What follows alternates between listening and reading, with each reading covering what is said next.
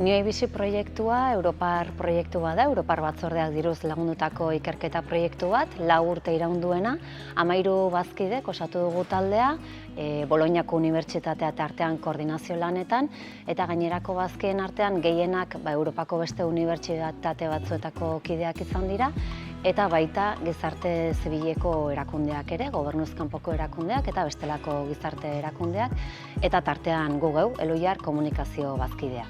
Proiektuaren helburua izan da, jatorri migrantea duten eta egoera zaurgarrian dauden adin txikikoen inklusioa bultzatzea hezkuntzan, bai hezkuntza formalean eta ez formalean. Horretarako 9 ekintza pilotu garatu dira, Europako herrialde desberdinetan, eta ekintza pilotu hauek izan dira azken finean, ekintza desberdinen multzo bat, eta hauek martxan jarri dira eskoletan, bai adin txikiko haur hauekin, beraien irakasleekin, familiekin eta komunitate osoekin. Lortutako emaitza nagusi bat esango nuke dela sortu den lanerako talde giroa.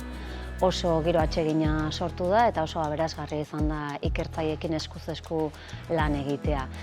Horrez gain, esango nuke, proiektua bukatu da eta Europar batzordeak oso balorazio positiboa egin du proiektuarena eta bereziki nabarmendu ditu martxan jarri diren tresnak oso baliagarriak direla, gainerakoek ere erabili ditzaten.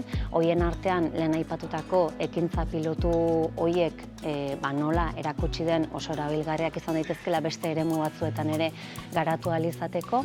Bestetik ere oso balorazio ona izan du Science Shop deitu diogun atalak. Atala honen helburua da akademia, gizarte zibila eta erakunde politikoa nolabait saretzea eta elkarrekin gaiaren inguruko ikerketa lerro berriak martxan jartzea.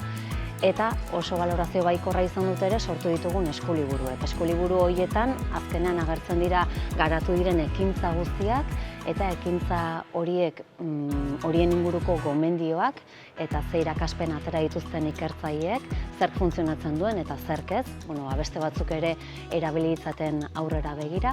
Hori guztia esan genezake Nioi bizi plataforman eskura dagoela, publikoa da, eta hain zuzen Eluiarrek egin duen lana izan da tresna guzti horiek diseinatzea, forma ematea eta publiko jartzea. Edukia ikertzaileek sortu dute eta gure lana izan da guzti horren berri ematea eta horren zabalpena egitea.